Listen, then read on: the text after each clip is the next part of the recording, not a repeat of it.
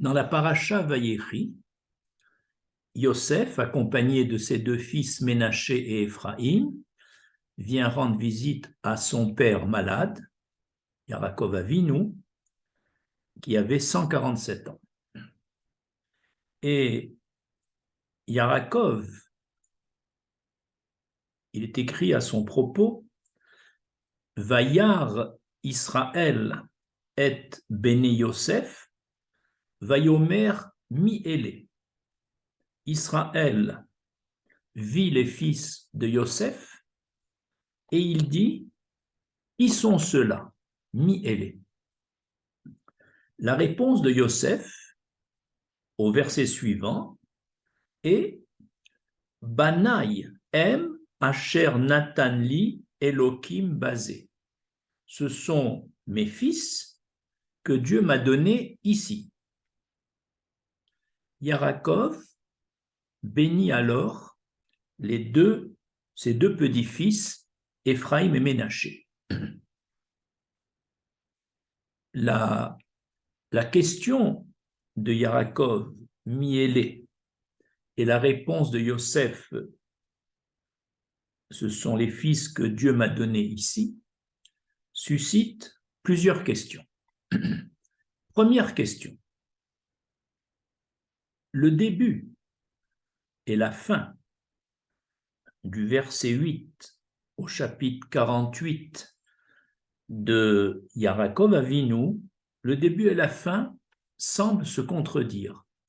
En effet, Yaakov dit au début de ce verset Vayar Israël et Bene Yosef. Il vit les fils de Yosef. Cela signifie qu'il les a vus, il les a reconnus en tant que fils de Yosef. Et juste après, dans le même verset, Miélé, qui sont ceux-là? En disant qui sont ceux-là, c'est qu'il ne les reconnaît pas. La question est d'autant plus pertinente dans cette contradiction que nous savons que Ménaché et Éphraïm étaient les fidèles élèves de Yaakov Avinu pendant 17 ans. On sait qu'à l'arrivée de Yaakov en Égypte, alors qu'il avait 130 ans, Ménaché et Éphraïm avaient environ 7 et 8 ans. 17 ans après, ils ont 24 et 25 ans. Et voilà que ces deux fils de Yosef étudiaient avec leur grand-père Yaakov tous les jours. Donc, la question est d'autant plus forte, comment Yaakov ne les reconnaît-il pas et dit « Mi-élé » ? Qui sont ceux-là? Rachi répond à cette question. Il dit « En fait, il est certain que Yaakov, qui connaissait bien Ménaché et Éphraïm, les a reconnus, sans aucun doute. Cependant, dit Rachi, au moment où il s'apprêtait à les bénir, l'intuition prophétique, la Shekhinah, a quitté brusquement Yaakov. Et c'est là qu'il s'est dit, Mi-élé, qui sont ceux-là?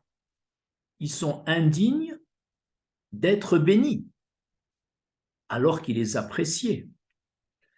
Et à ce moment-là, Yaakov Avinu, avec son esprit prophétique, a vu que de Éphraïm sortiraient deux rois idolâtres et impies, c'est-à-dire Jéroboam et Achav, et que de Ménaché sortirait un roi idolâtre et impie, Yehou. Et alors, c'est à leur propos qu'il s'est dit « Mi-élé ». D'où sont sortis ceux-là? Ainsi, selon Rachi, le mi-élé ne se rapporte pas à Éphraïm et à Ménaché eux-mêmes, mais à leurs futurs descendants, Jéroboam, Achav et Yehou, qui seront idolâtres et impies. C'est-à-dire que chaque fois qu'un qu'un père veut bénir ses enfants pour appeler sur eux la prospérité, la sagesse, la protection divine, cela suppose un haut niveau de dignité morale de ses enfants et même de leurs descendants qui sont bénis en même temps que leurs ascendants. Nous passons à la deuxième question.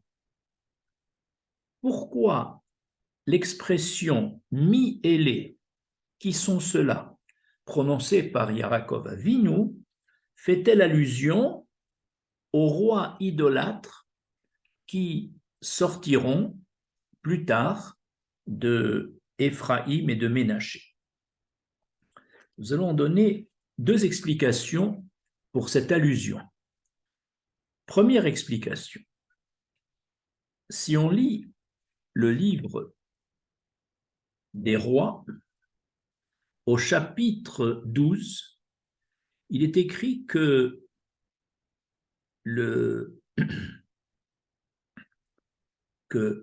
Jéroboam, craignant que le peuple d'Israël se réconcilie avec le roi de Yehuda, Roboam, prit la décision de fermer les accès au temple de Yerushalayim et il installa un temple idolâtre dans la ville de Bethel et dans la ville de Dan, où il plaça des veaux d'or qu'il avait fabriqués. Et il a institué des prêtres parmi le peuple, mais qui n'étaient pas de la tribu de Lévi. Et ainsi, il offrait des sacrifices idolâtres aux veaux qu'il avait fabriqués. Et donc, étant donné qu'au moment où on avait fabriqué le veau d'or dans le désert, on avait prononcé « Élé Elokecha Israël », voici tes dieux Israël, le mot « Élé » fait allusion au veau d'or et à l'idolâtrie. Et c'est pourquoi Yaakov a prononcé l'expression « mi-élé », faisant allusion aux rois Jéroboam, Achav et Yehou qui pratiqueront l'idolâtrie. Deuxième explication sur l'allusion de mi-élé. Selon le Midrash, le mot Elohim prononcé par Yosef, ce sont les fils que Elohim m'a donnés, le mot Elohim est formé des mêmes lettres que les lettres de l'expression mi-élé. Elohim, mi-élé, les mêmes lettres. Or, le mot Elohim, qui est au pluriel, et qui a la même valeur numérique 86 que Hateva, la nature, pourquoi cette identité numérique? C'est parce que dans la nature, dans les phénomènes naturels de ce monde, on peut y lire plusieurs forces différentes, comme si il y avait un certain polythéisme qui dirige ce monde. Et Elohim, c'est pour cette raison qu'il est au pluriel, parce que ça peut être lu en termes d'idolâtrie comme s'il existe plusieurs forces qui dirigent ce monde, un peu comme le faisaient les anciens idolâtres. Et pour déraciner cette idée fausse qu'il existe plusieurs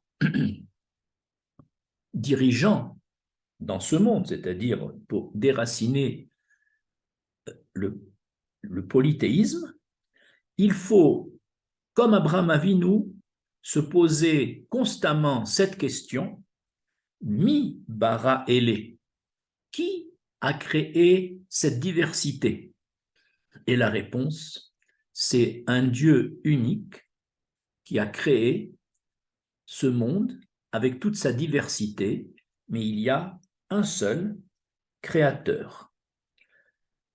Ainsi, nous avons répondu à la question pourquoi l'expression mi-élé fait-elle allusion au roi idolâtre.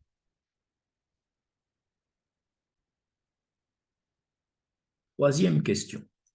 Pourquoi est-ce maintenant, au moment de bénir Ménaché et Éphraïm, que Yaakov Avinu ressent qu'ils sont indignes de cette bénédiction par le retrait de l'intuition prophétique?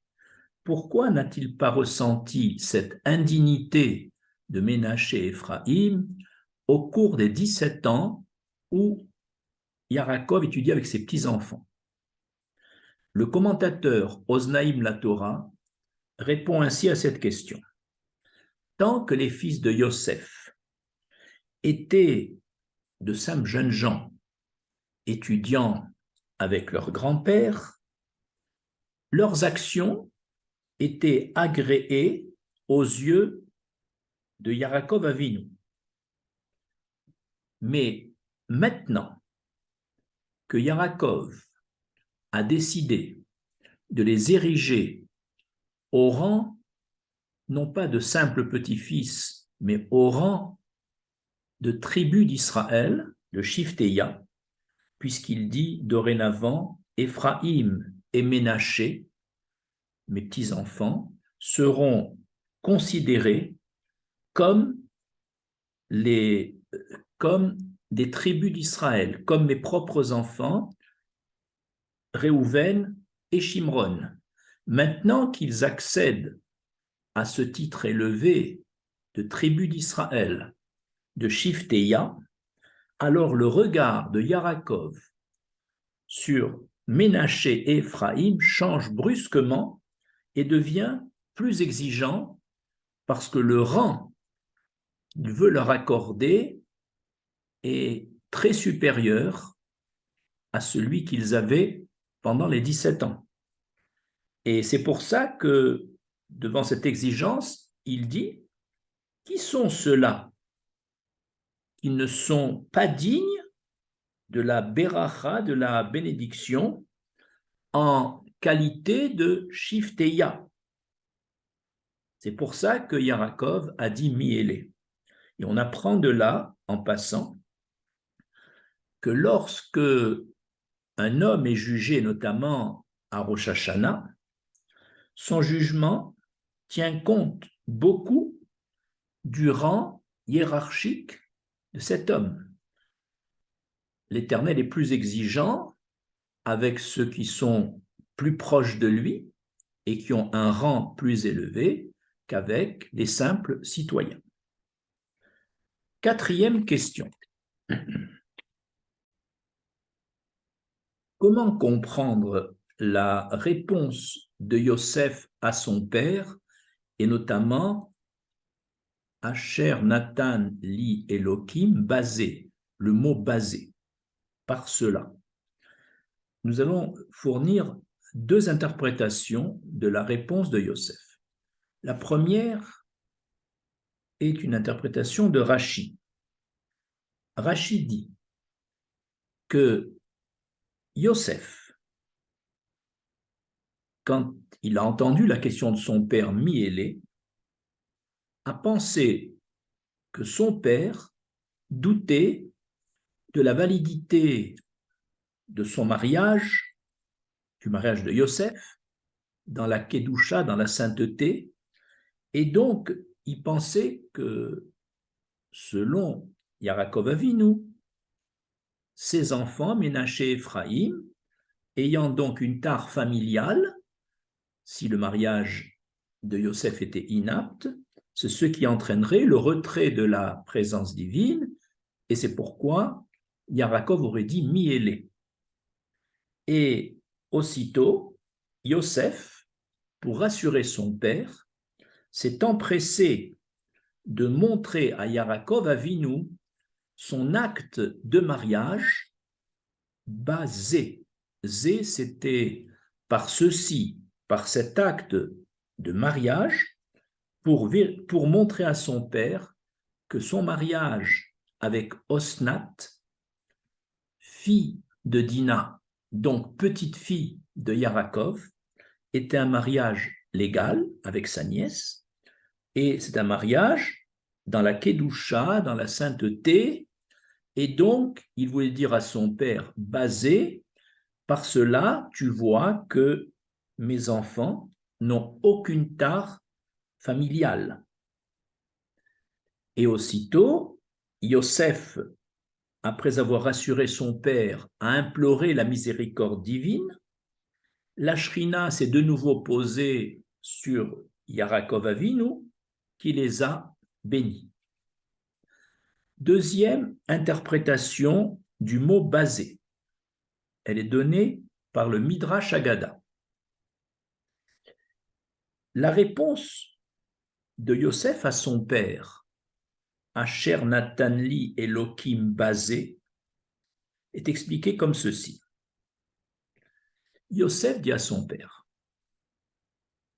à travers le mot basé, par rapport à ceux qui fauteront dans le futur, tu mets le zoom là-dessus et tu dis mi-élé, en faisant allusion aux descendants de Ménaché et Éphraïm, mais par rapport à ceux qui t'ont admiré lors de la sortie d'Égypte et qui ont dit devant toi, Zé Keli Veanveu, celui-ci est mon Dieu et je veux l'embellir ou je veux lui ressembler. Et là, tu ne le verrais pas. Pourquoi mets-tu le zoom sur le Zé de l'idolâtrie? Et pourquoi tu ne mettrais pas le zoom sur le Zé quand les bénis Israël t'ont loué à la sortie d'Égypte? Devant cet argument imparable, Yarakov a de nouveau reçu la Shérina et il accepta ainsi de bénir Éphraïm et Ménaché. Cinquième et dernière question. Les mots-clés prononcés par Yarakov et Yosef respectivement sont le mot Élé et le mot Zé. La cinquième question est: que symbolisent ces deux mots?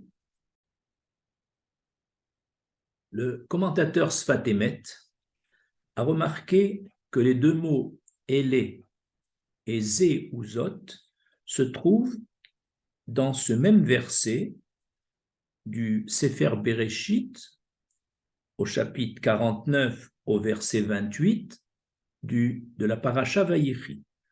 Voici ce verset, c'est juste après que Yarakov Avinu ait béni chacune des Shifteya, c'est-à-dire chacun de ses enfants.